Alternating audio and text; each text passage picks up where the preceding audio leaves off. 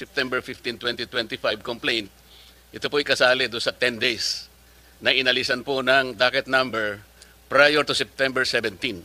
So dahil naalisan po ng docket number yung final niya, dahil na-cover po ng office order, yung pong ombudsman natin nakaligtas. Kaya po si ombudsman ay nakakuha ng clearance at nakalusot po yung aking kaibigan, Crispin Remulla, as now the ombudsman. Mr. Chair, gusto kong tanungin sana ang ating secretary kasi noong September 11, 2025, kayo po ay nag-file ng criminal complaints doon sa 20 opisyalis ng DPWH, DEO, First District ng Bulacan. Tama po. At noong September 19, 2025, sa order po ng ating then acting Ombudsman Dante Vargas, 16 of them were placed under suspension. Ano po ang status ngayon ng mga yun? Mr. Chairman, yung pong 16 na yon, suspendido pa din, but we have already initiated dismissal proceedings dun po sa 16. Yung po kasing 4, na-dismiss na po yon. Si Alcantara, si 20 po kasi yung opisyalis na yon, no? Na nakasuhan sa unang kasong final natin before the Ombudsman for the First District of Bulacan. Yung pong 4, si Alcantara, Hernandez, Mendoza, Duya, ay 2 Mendoza, Alcantara and Hernandez ay na-dismiss na po. Yung pong 16 ay suspended pero ongoing na po ang kanilang dismissal proceedings under civil service rules. Kaya ko po tinanong yun, Mr. Chair. Noon po kasing September 17, 2025, the acting Ombudsman Dante Vargas issued an office order na ang nangyari po, lahat po ng criminal or administrative complaints that were filed within 10 days prior to that order, meaning to say, magsisimula ng September 7 to 16, mawawala yung docket number. Ang epekto po noon, dalawa po ang epekto. Halimbawa po yung September 15, 2025,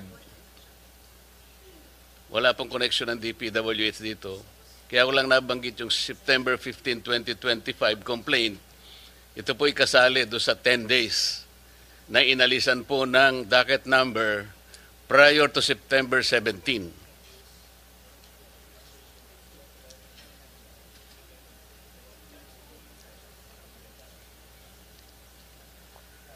So, ang epekto po ng September 15, 2025, ito po yung pinail ni Acting Mayor Baste Duterte. So dahil naalisan po ng docket number yung final niya, dahil na-cover po ng office order, yung pong ombudsman natin nakaligtas. Dahil ang immediate effect po ng pagkakaalis ng docket number, these cases will now be under evaluation. Sa Makatwid, hindi sa active case. Kaya po si Ombudsman ay nakakuha ng clearance at nakalusot po yung aking kaibigan, Crispin Remulla, as now the Ombudsman.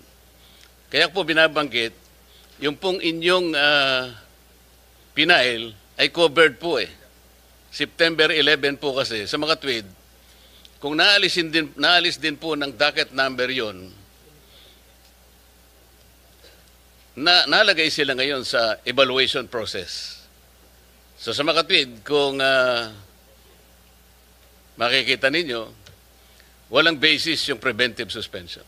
Because they became cases under evaluation. Napansin po nyo, Secretary?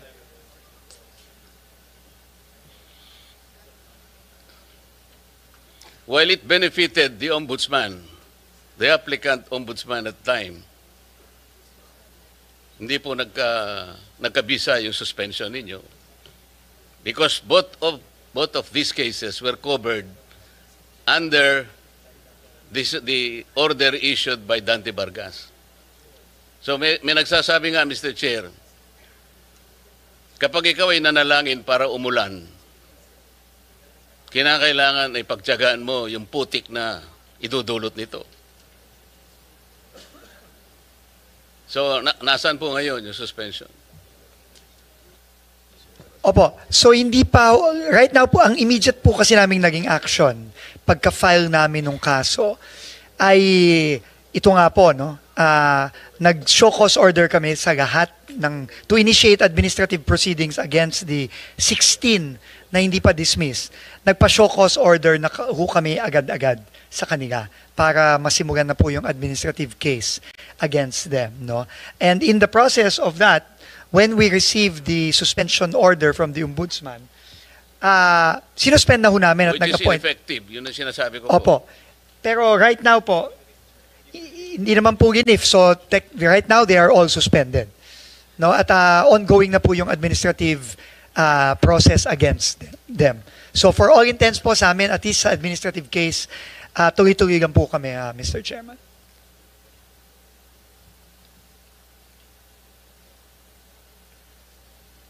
Mr. Secretary, nakikita ko po kasi dito, meron kang USEC for Regional Operations.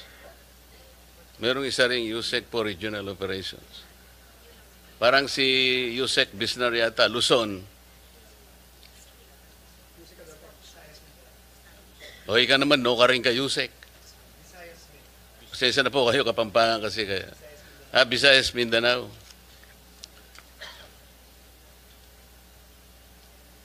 Pero, Mr. Secretary, yung DPWH Undersecretary for Luzon has responsibilities that include, among others, overall supervision and control over operations of all regional offices in Luzon, control over all DPWH funded infrastructure projects, including those funded by other agencies and implemented by the DPWH in his area of assignment. Tama po?